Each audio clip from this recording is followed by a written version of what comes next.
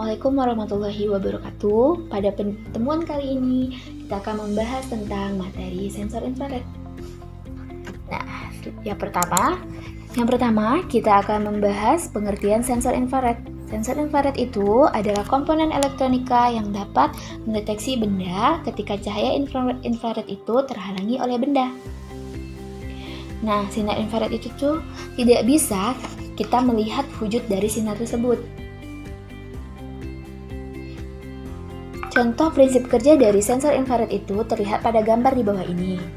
Nah, di sini ada yang namanya IR transmitter dan IR receiver.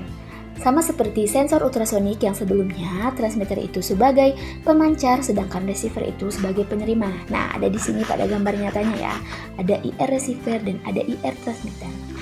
Biar lebih jelas lagi, kita akan membahas mengenai rangkaian sederhana sensor infrared. Ini rangkaian yang sangat sederhana. Di sini ada yang namanya sensor dari infrared itu sendiri. Pada rangkaian ini terdapat di sini resistor 1 dan ada di sini transistor Q2 dan di sini ada dioda LED blue. Nah, jadi pada rangkaian sensor infrared ini,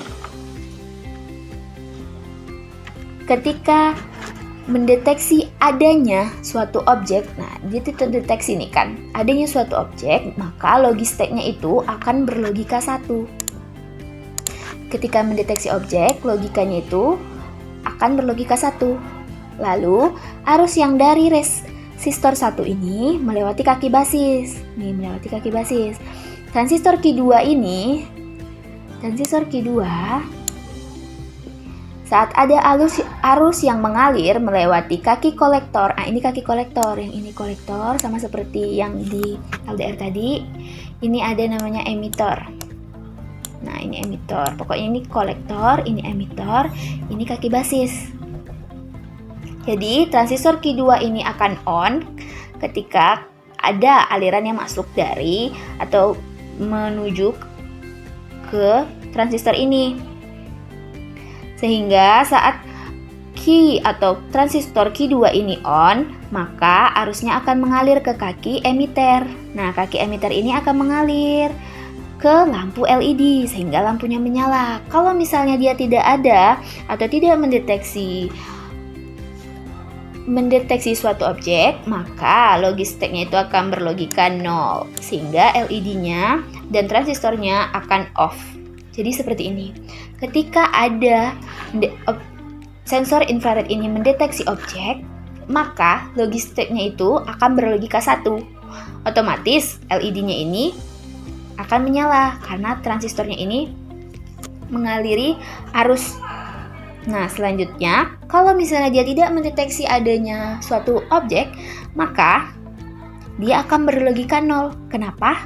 Karena dia tidak ada arus yang mengalir di transistor ini, tidak ada mengalir di transistor Q2 ini, maka LED-nya itu akan mati. Jadi seperti itu. Nah, selanjutnya kita akan membahas aplikasi sensor infrared dalam kehidupan sehari-hari. Nah, di sini ada yang namanya remote control. Salah satunya contohnya itu Ananda semua pasti punya TV di rumah kan? Nah, di situ kan ada remote tuh. Nah, biasanya di ujungnya ini, seperti pada gambar ini, di ujungnya ini, bentar ya. Nah, di ujungnya ini tuh ada yang lampu merah bukan? Nah, dia itu berfungsi atau menggunakan sensor infrared. Nah, selanjutnya ada lampu infrared. Lampu infrared ini tuh biasanya digunakan pada bidang industri dan pabrik seperti farmasi dan kimia.